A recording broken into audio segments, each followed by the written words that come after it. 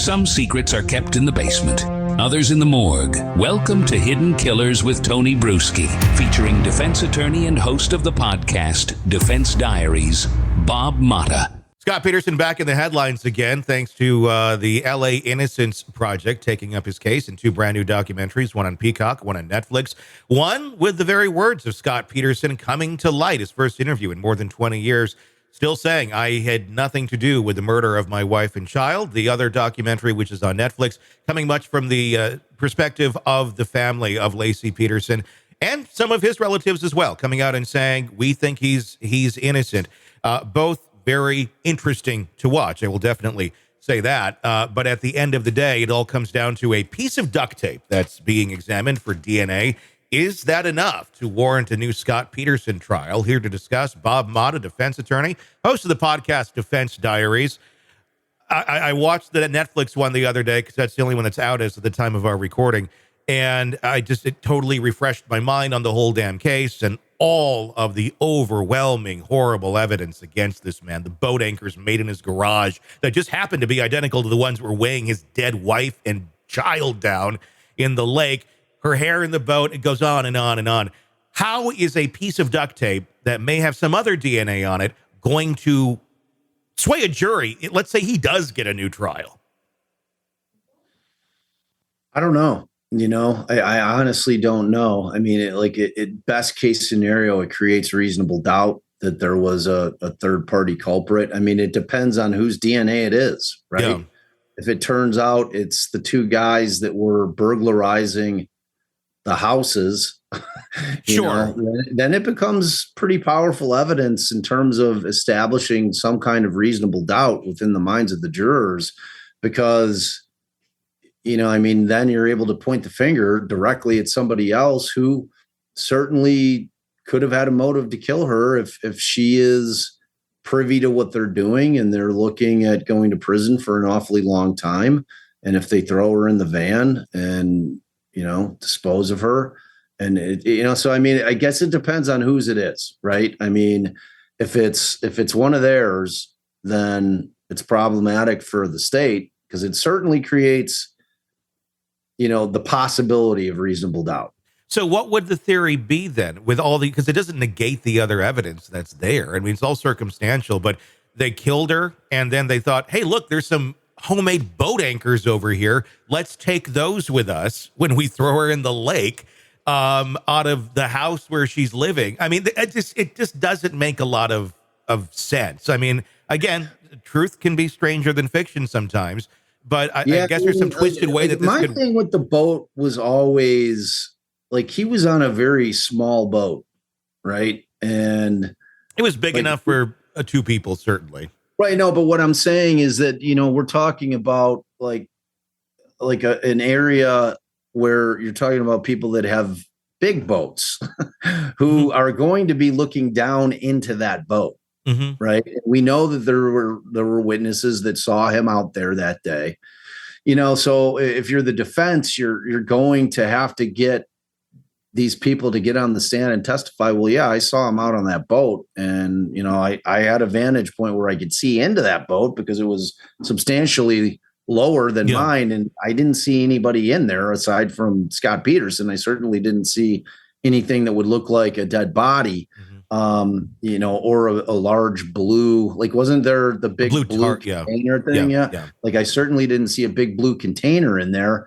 So you got to establish that. And in terms of the anchor issue, I mean, if you're the defense, you have to see how commonplace that is for people to use those types of anchors. I don't think that they're super rare.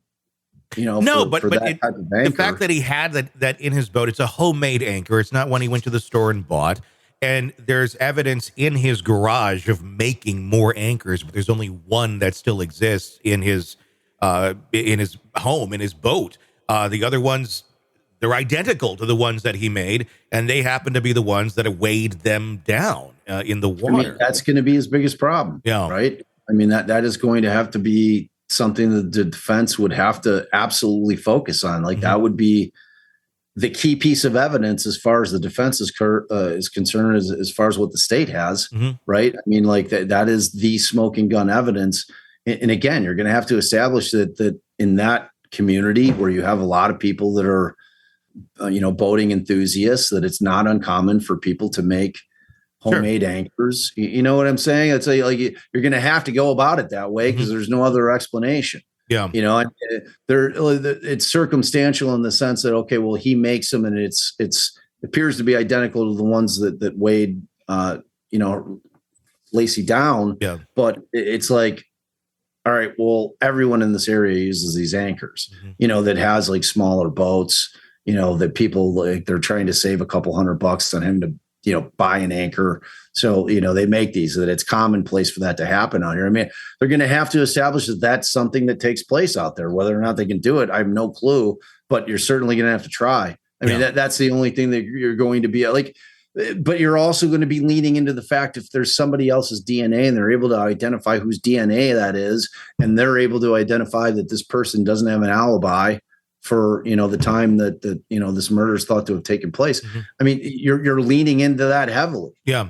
I mean, like, because that's equally powerful evidence that somebody else was involved. True. They are not examining Maybe anything. It turns out, Tony, into another Scott Peterson hired somebody, and here I'm giving you a couple of anchors. Yeah, I could see that. What I'm wondering, they're not examining anything to do with the van and the mattress that was in the van. They're looking at the duct tape. If they do find something on the duct tape, do you see the state saying, "All right, let's look at the van too"? I'm kind of surprised they're not looking at both, just considering what's going on right now. I mean, I'm not.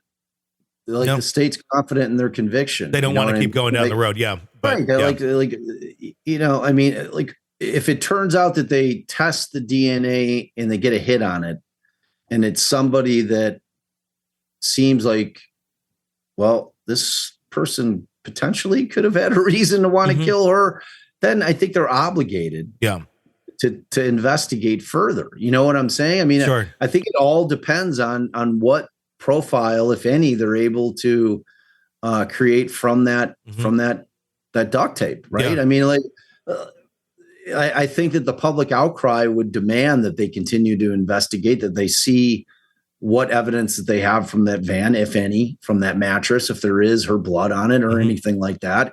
I mean, because then they pivot to the concept that, okay, well, fine. Scott didn't do the deed, but Scott paid these dudes off, and it was still Scott. But if Scott paid somebody off, would he be just the biggest idiot to go boating in the same area where the guys he's paying off are dropping the body at the same time? I mean, that just is. Why would you do that? It would be completely idiotic. Yeah. But are you assuming that criminals are smart? No, but They're Scott not. seems a bit crafty to a certain extent. But I don't know. I mean, obviously, we're talking about many cases, and there's plenty that are complete idiots. We witnessed that with the Tellis case. I mean, we're saying he's crafty, but if he uses the same anchors that ultimately are found to have anchored, like how crafty? Not is that he crafty. Yeah, right. Maybe we give him too much He credit. didn't go that far out, right? Yeah. Like, I mean, it wasn't like he went way, way out there. And he's like, all right, like they're going to get consumed by sea life or something, whatever's going on in his warped mind at that point. Like, it's interesting. It's I mean, it's one of those things where you want justice for Laci. We want to feel secure in convictions. And, if there exists evidence that it's kind of like the same thing with the West Memphis 3, like my theory on that is like, these guys are all out. Yeah, they don't really have like the standing to come back in court and ask for the DNA to be tested. But like, don't we want to know? Don't we want to get to the truth? If in fact they aren't the individuals who committed those crimes, don't we want to try to get the individuals who did? You think? Like if I'm the victims' families, I certainly want that. Sure. If I'm Laci's family, if there's even an inkling of doubt in my mind, I want to know. Yeah. Like I want to feel secure in convictions. We all want to feel secure in convictions. And because obviously at the time that case was taking place, we did not have the technology that we had. Sure.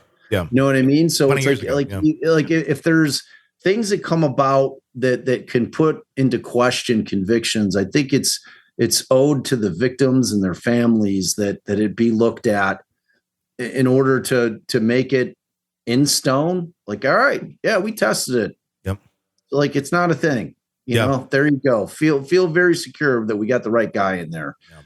And then Scott Peterson goes away permanently. Like, you're not going to be hearing from him again. Yeah. Like, if you don't, then there's always going to be that nagging question. So, and again, I look at everything through the eyes of a defense attorney, but, you know, to me, in terms of the search for the truth, and sometimes truth and justice are two ships that just pass in the night, you know, and because you have prosecutors that are out there and their mandate is to get convictions. Like the concept of justice is what they preach all the time, but their job is to get convictions. That's how they get raises. That's how they get promotions, by getting convictions, you know, and while the hope is that they're convicting the right people, the fact of the matter is they made mistakes. There's plenty of people that have been fully exonerated out there, thousands of people that have been exonerated for horrible crimes that they did not commit, that you know, it exists in the world as the technology and the science has improved massively over the decades, that if there exists evidence that could possibly shed light, that we have an obligation to look at it. All right, true crime addicts, let's cut the crap. You're knee-deep in the gory details of your favorite podcast when suddenly a commercial hits like a bad meal. Seriously? You deserve better. Upgrade to True Crime Today Premium Plus on Apple Podcasts, where you can binge without those annoying ads. Plus, get extended interviews that go deeper into the darkness and early access to episodes so you can be the first to know. It's like trading up from fast food to fine dining, but with more blood. So, go ahead.